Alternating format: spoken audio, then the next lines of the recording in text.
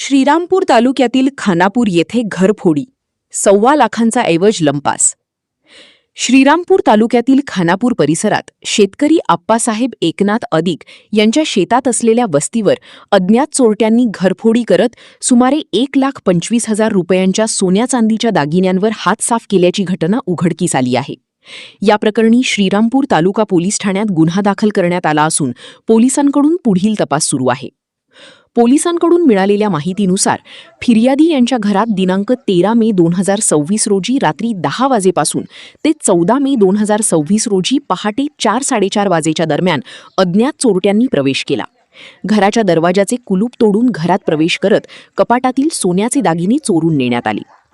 चोरीस गेलेल्या ऐवजामध्ये विविध सोन्याच्या मणिमंगळसूत्रांचा समावेश असून त्यांची अंदाजे किंमत पुढीलप्रमाणे आहे. मणिमंगळसूत्र अंदाजे 25,000 रुपये, पत्नी सविता यांच्या वापरातील मणिमंगळसूत्र अंदाजे 25,000 रुपये, भावना व कल्पना यांच्या वापरातील दागिने अंदाजे 25,000 रुपये, आई शहाबाई यांच्या वापरातील दागिने अंदाजे 50,000 रुपये असा एकूण सुमारे 1,25,000 रुपयांचा ऐवज अज्ञात चोरट्यांनी लंपास केला आहे. या प्रकरणी श्रीरामपूर तालुका पोलीस ठाण्यात 176/2026 भारतीय न्याय संहितेच्या कलम 303/2 अन्वये गुन्हा दाखल करण्यात आला आहे. पोलीस निरीक्षक अरुण धनवडे यांच्या मार्गदर्शनाखाली police head constable Ayub Shaikh हे पुढील तपास करत आहे. इंडिया सुपर न्यूज मराठीसाठी खानापूर प्रतिनिधी इसाक शेख.